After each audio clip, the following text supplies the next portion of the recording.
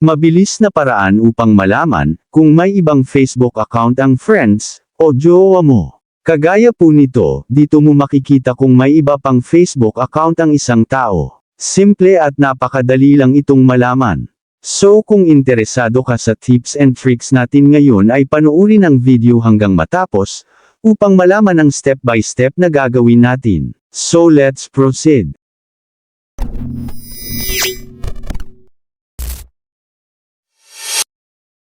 So una ay i-open ang Google Chrome browser sa inyong cellphone.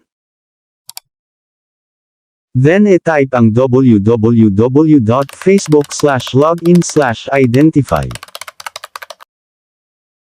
Then i-tap nyo ang Find Your Account. Then dito sa Find Your Account, ay importante na alam nyo yung contact number ng jowa, or tao na gusto nyong malaman kung may ibang Facebook account. Then ilagay nyo lang dito yung contact number niya.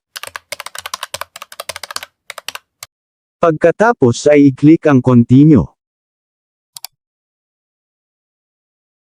So hayan, makikita at malalaman na natin dito kung may bagong account, at kung ilan ang Facebook account ng jowa, o ng isang person.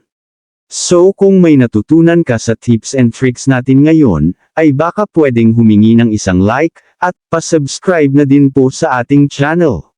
Malaking tulong na po ito para sa aming mga content creator.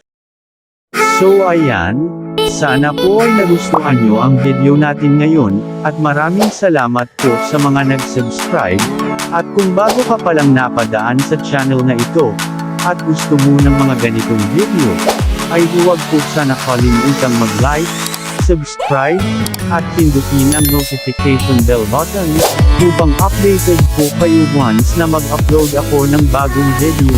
So thank you for watching, and God bless po sa lahat.